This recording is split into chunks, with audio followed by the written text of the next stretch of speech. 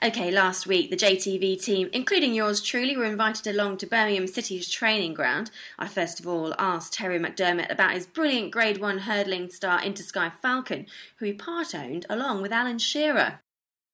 And Alan Shearer was involved, and he was the catalyst to it all because he was the England captain at the time, and we used his name to publicise the club. You know, it got on in the television, it got in all the press, pictures of it, so it set us up nicely for the syndicate to start up.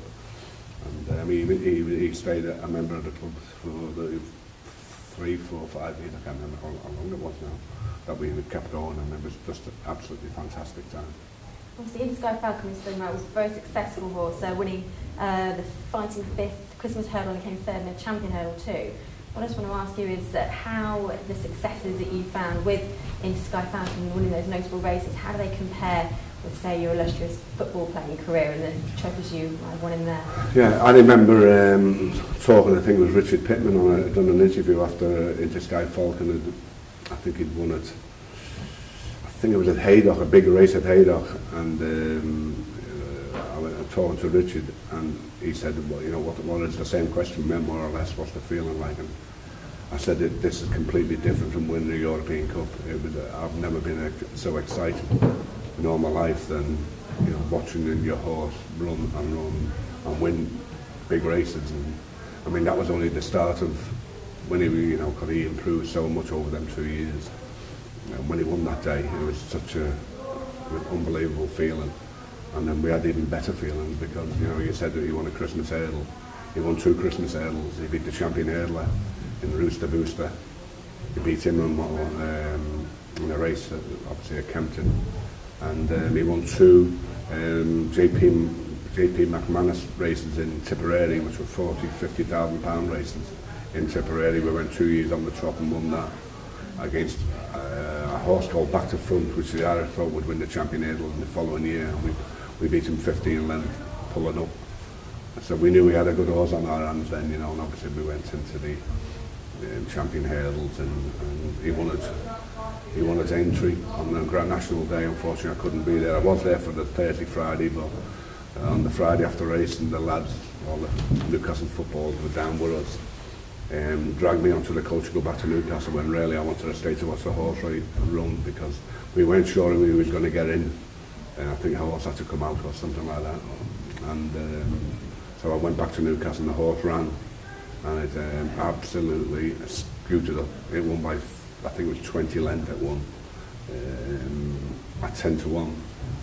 And we knew then, we knew it was a good horse, but we realised we could have a champion hurdler on our hands here. Wow.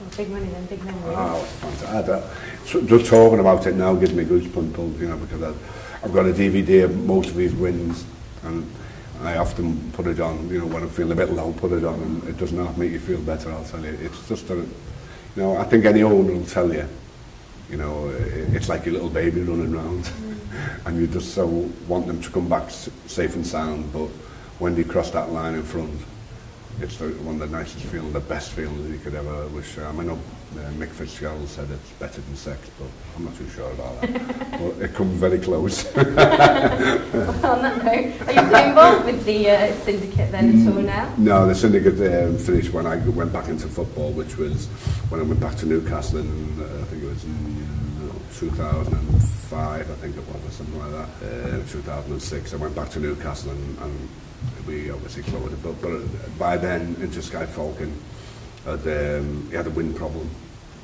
which was a disaster really, because we honestly thought he'd win a champion hurdle, become 3rd in one. I think he ran either 3 or 4 champion hurdles each year, but what a courageous horse, because he did have this wind problem, and we tried to rectify it. It never really worked. And then we tried and chased him. He won his first chase, I think it was Newton Abbott, I think it was. And then 2 weeks later he ran there again, and he got beat, and he should never have got beat against a horse that beat him. And John Joe rang us up and said, listen, Terry, I would, you know, if I was you, I would retire this horse. He's been proud for you. And straight as soon as John Joe said that, he said he'd retired straight away, that day. And we retired him. And he's still, funny enough, he's still with the rider that rode in most weight wins, Lane Cooter. He's funny enough, about 5 years ago or whatever it is, he come second in the Grand National. He got collared right on the line, and he's got a I think he's a farrier now in Cumbria, and he's got the horse there in Cumbria. So anytime I want to go past there, I can always pop in and see him, because he texts me over the Christmas period or just before then. He texts me, or his brother did text me, and says that he's doing fantastic. He said when you look at him, you think he could still run. But, no, just great memories, and I say, sitting here talking to you about it, you know, it's like when you talk about going to Wembley or playing in any cup final or whatever it is, you get that same feeling. And when I talk about this, it's a fantastic feeling. Well,